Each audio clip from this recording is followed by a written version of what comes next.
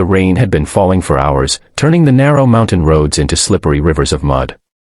Mark Weston gripped the steering wheel of his old pickup tighter, his eyes darting between the road ahead and the dense trees that blurred past.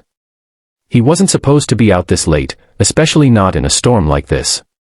But something told him he had to keep going. Then he saw it.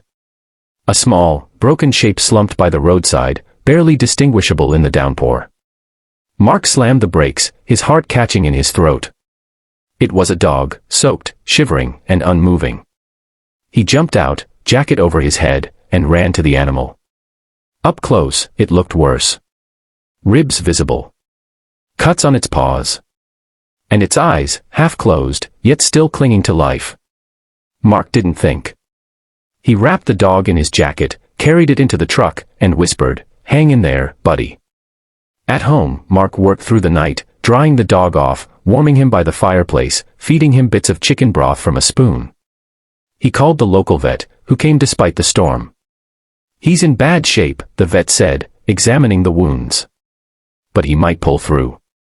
"He's lucky you found him." Mark nodded. "No," he said softly, "I'm the lucky one." In the days that followed, Mark, who lived alone after a recent divorce, began to bond with the dog. He named him Shadow. Shadow, despite his weak body, never left Mark's side. He followed him around the cabin, sat beside him on the porch, and even waited outside the bathroom door. Slowly, Shadow started eating better, moving more, and even wagging his tail. Mark hadn't smiled this much in months. He often wondered where the dog had come from. There was no collar, no chip, and no one had posted about a missing dog in town. It was as if Shadow had simply appeared, like some kind of silent guardian. Exactly 1 week later, just as the sun was setting over the hills, Mark heard a knock on the door. Strange, he rarely had visitors. When he opened it, 2 police officers stood there, rain dripping from their hats.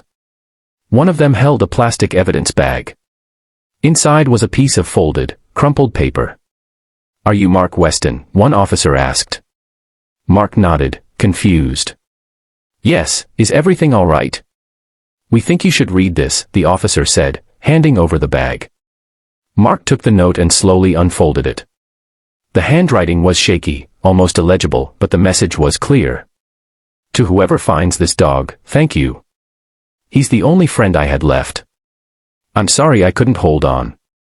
His name is Shadow. Please love him." Mark's stomach dropped.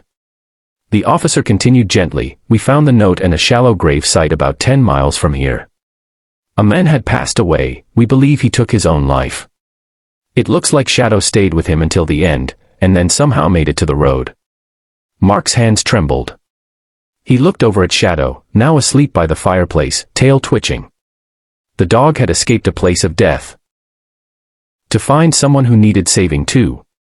Tears welled up in Mark's eyes, not just for the men who'd written the note, but for the unlikely way 2 broken souls had found each other through pain. Over the next few days, Mark couldn't stop thinking about the stranger. He contacted the police, asked about the man's family, and learned that his name was Daniel Myers, a veteran who had struggled with PTSD and homelessness. No known relatives. No one to claim the body. Mark made a decision. He arranged a small service. Just him, Shadow, and a folded flag he bought himself. He laid flowers at the site where Daniel was buried, reading aloud from a letter he wrote. "You didn't die forgotten. And your best friend is safe. I'll take it from here." Years passed, and Shadow aged with grace. Mark wrote about their story in a local paper. It went viral. People from around the world sent messages, sharing how the story had touched them. Some donated to local shelters. Others adopted animals. One woman even named her newborn son, Daniel. And in the quiet moments, when the wind would rustle through the trees outside the cabin, Mark would feel it, that invisible thread between one man's final act of hope, and another's chance at healing. Sometimes, it's the broken who save the broken. And sometimes, the note left behind becomes the beginning of someone else's redemption.